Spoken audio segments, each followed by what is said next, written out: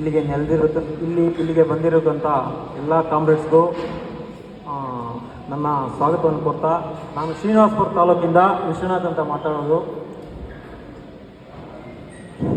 ನಮ್ಮ ಕಟ್ಟಡ ಕಾರ್ಮಿಕರ ಇದರಲ್ಲಿ ಶ್ರೀನಿವಾಸಪುರ ತಾಲೂಕಿಂದ ಕಳೆದ 3 ವರ್ಷಗಳಿಂದ ಏನು ಮೆಂಬರ್ಶಿಪ್ ಆಗ್ತಾಯಿತ್ತೋ ಅದನ್ನು 2 ವರ್ಷದಿಂದ ಈಚೆಗೆ ನಾವು ಅದನ್ನು ಸರಿಪಡಿಸಲಿಕ್ಕೆ ಆಗ್ತಾ ಇಲ್ಲ. ಯಾಕಂದರೆ ಶ್ರೀನಿವಾಸಪುರ ತಾಲೂಕಲ್ಲಿ ಇಬ್ಬರು ಇರುವಂತಕ್ಕಂಥವರು ತುಂಬ ನಮ್ಮ ಕಾಣದ ಕೈಗಳು ನಮಗೆ ಮೆಂಬರ್ಶಿಪ್ ಮಾಡದೇ ಇರಲಿಕ್ಕೆ ಕಾಣದ ಕೈಗಳು ತುಂಬ ಕೆಲಸ ಮಾಡ್ತಾ ಇದೆ.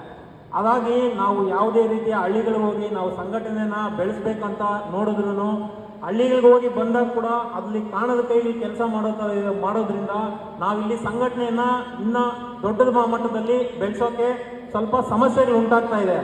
ಅದನ್ನ ನಮ್ಮ ತಾಲೂಕು ಕಮಿಟಿನವರು ಅದನ್ನ ಸ್ವಲ್ಪ ಬಗೆಹರಿಸಲಿಕ್ಕೆ ಅವರು ಇದನ್ನ ಮುತುವರ್ಜಿ ವಹಿಸ್ಬೇಕಂತ ಕೇಳ್ತಾ ಇದ್ದೀನಿ.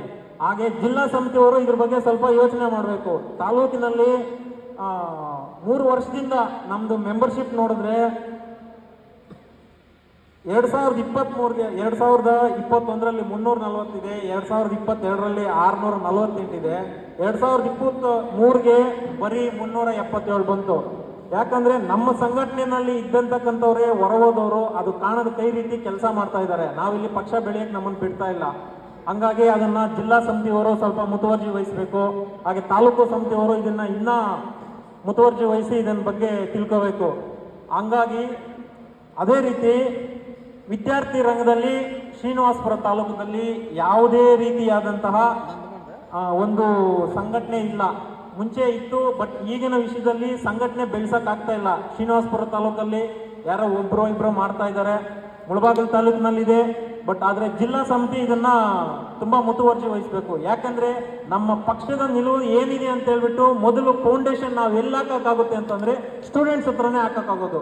ಯಾಕಂದ್ರೆ ಸ್ಟೂಡೆಂಟ್ಸ್ಗೆ ನಾವು ಏನು ಹೇಳ್ತೀವಿ, ನಮ್ಮ ನಿಲುವು ಏನಿದೆ ಅನ್ನೋದು ಕರೆಕ್ಟಾಗಿ ಅರ್ಥ ಆಗುತ್ತೆ.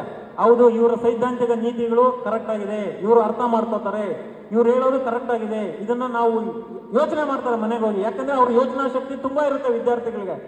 ನಮ್ಮ ಸಿದ್ಧಾಂತಗಳು ಏನಿದೆ ಅಂತ ಅವ್ರು ತುಂಬಾ ಚೆನ್ನಾಗುತ್ತೆ. ನಾವು ಎಲ್ಲಿ ಫೌಂಡೇಶನ್ ಹಾಕ್ಬೇಕಂದ್ರೆ ಅವ್ರ ಹತ್ರನೇ ಫೌಂಡೇಶನ್ ತಗೊಬರ್ಬೇಕು. ಅಲ್ಲಿ ತಗೊಂಬಂದಾಗಲೇ ನಮ್ಮ ಈ ಪಕ್ಷದನ್ನ ಇನ್ನೂ ದೊಡ್ಡ ಮಟ್ಟದಲ್ಲಿ ಕಟ್ಟೋಕ್ಕಾಗೋ ಸಾಧ್ಯ ಇದೆ. ಅದನ್ನ ಎಲ್ಲ ನಮ್ಮ ಕಾಮ್ರೇಡ್ಸ್ಗಾಗ್ಲಿ, ನಮ್ಮ ಜಿಲ್ಲಾ ಸಮಿತಿಗಾಗ್ಲಿ, ತಾಲೂಕು ಸಮಿತಿಗಾಗ್ಲಿ ಇದನ್ನ ನನ್ನ ಒಂದು ಇಂಪಾರ್ಟೆನ್ಸ್ ಏನಂದ್ರೆ, ನಾನು ತಿಳ್ಕೊಂಡಿರೋ ರೀತಿನಲ್ಲಿ ಇದನ್ನ ಇದು ಒಂದು 100% ನಿಜ ಅನ್ನೋದು. ನಾವು 50 ಭಾಗ ಸ್ಟೂಡೆಂಟ್ಸ್ ಕಡೆಯಿಂದನೇ ಈ ಪಕ್ಷವನ್ನು ಕಟ್ಟಲಿಕ್ಕೆ ಸಾಧ್ಯ ಇದೆ ಅಂತ ನನ್ನ ವೈಯಕ್ತಿಕವಾಗಿ ನಾನು ತಿಳ್ಕೊಂಡಿರೋದು. ನಾನು ಕೆಲವೊಂದು ಕಡೆ 3 ಜಾಗಕ್ಕೆ ಹೋಗಿದ್ದೀನಿ. ಆ ಜಾಗದಲ್ಲಿ ಕೆಲವೊಂದು ವಿದ್ಯಾರ್ಥಿಗಳನ್ನ ಕೇಳಿದಾಗ, ಕೆಲವೊಂದು ಸ್ಟೂಡೆಂಟ್ಸ್ ಕೇಳಿದಾಗ SFI ಅಂದ್ರೆ ಏನು ಅಂತಂದ್ರೆ ಕೆಲವೊಬ್ಬರಿಗೆಲ್ಲ ಅದನ್ನು SFI ಅಂದ್ರೆ ಏನಂತಾನೆ ಗೊತ್ತಿಲ್ಲ. ಆ ಒಂದು ನಿಲುವನ್ನು ನಾವು ಯಾಕೆ ಇದನ್ನ ತಿಳಿಸ್ಲಿಕ್ಕೆ ನಾವು ಮುಂದೆ ಬರ್ತಾ ಇಲ್ಲ, ಅದು ಒಂದು ನಮ್ಮ ಪ್ರಶ್ನೆ ಇದೆ. ನಮ್ಮ ಶ್ರೀನಿವಾಸಪುರ ತಾಲೂಕಿನಲ್ಲೇ ಕೇಳಿದ್ದೀನಿ, ಕೋಲಾರ್ಗೆ ಹೋಗುವಂತ ವಿದ್ಯಾರ್ಥಿಗಳನ್ನು ಕೇಳಿದ್ದೀನಿ. SFI ಅಂದ್ರೆ ಏನಪ್ಪಾ ಅಂತಂದ್ರೆ ಏನಂದ್ರೆ ನನಗೆ ಗೊತ್ತಿಲ್ಲ, ಅದ್ರ ಬಗ್ಗೆ ಕೆಲವರಿಗೆ ವಿಷಯನೇ ಮುಟ್ಟಿಲ್ಲ. ಬಟ್ ಅದನ್ನ ಜಿಲ್ಲಾ ಸಮಿತಿ ಆಗಲಿ, ರಾಜ್ಯ ಸಮಿತಿ ಆಗಲಿ ಸ್ವಲ್ಪ ಮುತುವರ್ಜಿ ವಹಿಸಬೇಕು. ಯಾಕಂದ್ರೆ ನಮ್ಮ ಫೌಂಡೇಶನ್ 100ರಲ್ಲಿ 50 ಭಾಗ ಸ್ಟೂಡೆಂಟ್ಸ್ ಹತ್ರನೇ ಇದೆ. ಹಂಗಾಗಿ ಅದನ್ನ ಬೆಳೆಸಬೇಕಾಗಿ ನಾನು ಒಂದು ಸ್ವಲ್ಪ ಆ ನಿಲುವನ್ನ ಒಂದು ಸ್ವಲ್ಪ ಗಟ್ಟಿಯಾಗಿ ನಾನು ಖಂಡಿಸ್ತೀನಿ ಜಿಲ್ಲಾ ಸಮಿತಿನ. ಯಾಕಂದ್ರೆ ಇಲ್ಲಿ ನಮಗೆ ತುಂಬಾ ಉಪಯೋಗಕರವಾದಂತ ಅದು ಮಾಹಿತಿ ನಮ್ಗೆ ಸ್ಟೂಡೆಂಟ್ಸ್ ಹತ್ರ ಇರೋದು. ಹಾಗಾಗಿ ಈ ಒಂದು 3 ಮಾತನ್ನು ಮಾತಾಡೋಕ್ಕೆ ಅವಕಾಶ ಕೊಟ್ಟವರಿಗೆ ಎಲ್ಲರಿಗೂ ನನ್ನ ಧನ್ಯವಾದಗಳು ತಿಳಿಸ್ತೀನಿ.